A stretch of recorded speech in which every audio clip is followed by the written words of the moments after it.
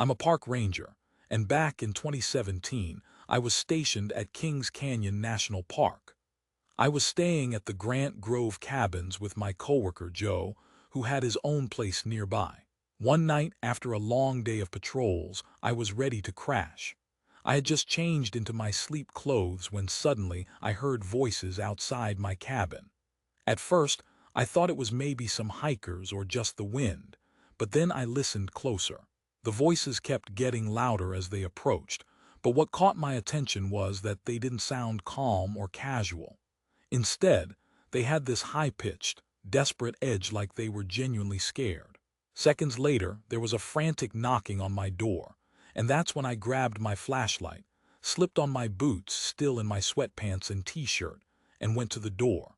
When I cracked it open, there were two young women standing there, both looking pale and visibly shaken. One was holding her arm tightly, with a jacket tied around her shoulder, and I could see blood soaking through it. She was wincing and gasping for air, clutching her arm.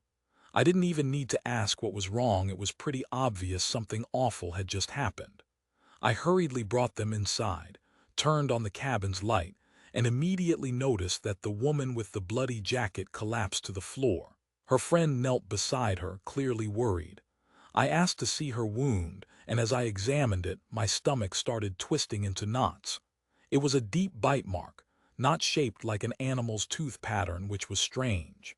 I asked what had happened, and one of the girls told me that they'd been walking along the trail behind the cabins when they suddenly heard someone walking behind them. When they turned to see who it was, a naked man started running at them. He tackled one of them and sank his teeth into her shoulder, only letting go when she kicked him square in the groin. He rolled around in pain for a moment, but then got up and resumed chasing them. I immediately called Tom on my radio, told him to come over fast, and within minutes, he arrived on the scene. When he saw the bite pattern, his face went pale too. I told him to stay with the girls and keep them safe, especially if that creature came back. He needed to protect them at all costs. I clipped my holster, checked my pistol, then threw on my ranger jacket before stepping outside into the night. I didn't know what exactly I was walking into, but I knew the women were in danger and they needed help. My mind was racing, but somehow I kept my composure. I moved cautiously through the woods, the flashlight cutting faint beams through the darkness between the trees. I held my pistol, safety off, low by my side, forcing myself to breathe slowly. All the training kicked in, though I'd never faced anything quite as insane as this. A naked man chasing women, biting one of them with no explanation. None of it made sense. Still, I had to find him. I followed a trail near the cabins, leading toward a meadow the girls had run through in their frantic escape, probably the same area their attacker was still lurking in. The woods were eerily silent, no voices, no footsteps. I stopped every few seconds, listening intently, sweeping my flashlight. Then I heard a rustling like someone moving fast through the underbrush. I swung my light to the sound, but all I saw was shifting branches. Moving forward, my grip on my pistol tightened as I heard another noise to my left, closer this time. I spun around, my flashlight beam catching something pale slipping between the trees. That was him. That's what the girls had described. And he was naked, just as they said. He wasn't running directly at me. Instead, he was running parallel, like circling around me. I yelled at him to stop, but he didn't listen. I kept my focus on him, trying my best to track his speed. My flashlight bounced wildly as I hurried after him, feeling totally disoriented. Suddenly I lost sight of him, then saw him again, much closer. I shouted again, commanding him to halt, and I remember how crazy his eyes looked, wild, almost feral. Before I could react, he charged straight at me with terrifying quickness. In a split second, his body slammed into mine, and we both hit the ground hard. My flashlight was knocked clean out of my hand, and I felt his hot breath on my face as his hands clamped onto my arms. His strength was intimidating, terrifyingly so. I panicked for a moment but fought through it. My pistol was still in my hand, and I twisted my body, trying to give myself some space. But he was heavy and gripping tight, fingers digging into my arms. Then I finally managed to free my arm and in the chaos, fired a shot. The gunshot was deafening and his body jerked with the blast. A groan escaped him and I felt his grip loosen. I pushed him off, scrambled back to my feet, and immediately pointed my flashlight and gun at him. He was on the ground now, clutching his stomach, groaning in pain. Despite how terrifying he looked, I felt nothing but cold calculation. If he died, so be it. It was him or me. I kept my weapon trained on him, though my hands trembled. He was curled up, groaning, not moving much. He didn't seem like a threat anymore, but I wasn't about to take any chances. I radioed dispatch, told them my location and what I'd just encountered.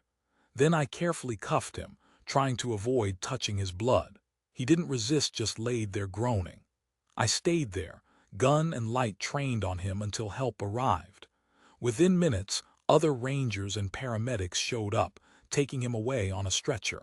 The woman with the bite wound was treated and bandaged, needing stitches, possibly even a rabies shot, I figured. She was safe now. I went back to my cabin afterward, still shaking as I wiped dirt off my face. I remember throwing my ripped sweatpants away. The seat was torn from the struggle, then sitting on my bed, staring at the wall, trying to process what just happened. Outside, the forest was quiet again, as if nothing had ever gone down. The man survived the gunshot but was in a coma, brain starved of oxygen. The docs couldn't identify him, no ID, no family, no records. After months, they pulled the plug and he was gone. I was cleared of any wrongdoings. The investigation deemed it self-defense, plain and simple. Still, I couldn't shake the image of his eyes when he realized he couldn't breathe. I didn't mean to kill him, but I did what I had to. That haunted me. I started having nightmares, waking up drenched in sweat, hearing that gunshot echo in my mind. Sometimes I'd swear I felt like someone was watching me, just outside my cabin window. I knew it was my imagination, or so I hoped, but it felt too real. That's why I left the park in 2018, moved to a little house outside Duth, trying to forget all of it. But I knew deep down I'd never really let it go. I kept circling back to that cave in my mind, thinking about him, how terrified he looked, how he'd been burned. I wondered if it was people, or maybe something else, maybe lightning, or some strange accident. I started digging into old records, trying to find answers. Nothing about a missing ranger, no fire that could match that burned nothing. But I did find other stories. In 2009, a building at Barker Ranch in Death Valley, Charlie Manson's hideout in the 60s, suddenly went up in flames. Just like that. The rangers there couldn't explain it either. It wasn't a typical fire, no campsites burned, no scorched trees, and it wasn't hot enough to just ignite spontaneously. It seemed like some kind of heat explosion, but no one knew why. Even as a former ranger who deals in facts, I can't explain what I saw back then in '98, the burns, the boots, or that look in his eyes. Sometimes I tell myself it was just an accident, a hiker trying to light a fire that got out of control, or maybe he was making meth or something. But when I remember that there was no sign of a campfire, no smoke, no charred ground, I start to doubt it. Maybe something else happened that we can't explain or refuse to face. Thanks for listening, friends. Hit that notification bell so you don't miss any future stories. I usually post every Monday and Thursday at 9 p.m. EST. And we do live streams on Sundays and Wednesdays. It's always a good time. If you've got a story, send it to my email, letsreadsubmissions@gmail.com. Maybe your story will be featured next. And if you want to support me even more, check out my Patreon for early access and bonus content, or click the join button for extra perks. Also, catch the Let's Read podcast for all these stories in audio form, linked everywhere you listen. Thanks again, and remember, sometimes the dark isn't just darkness, it's something we just don't understand yet.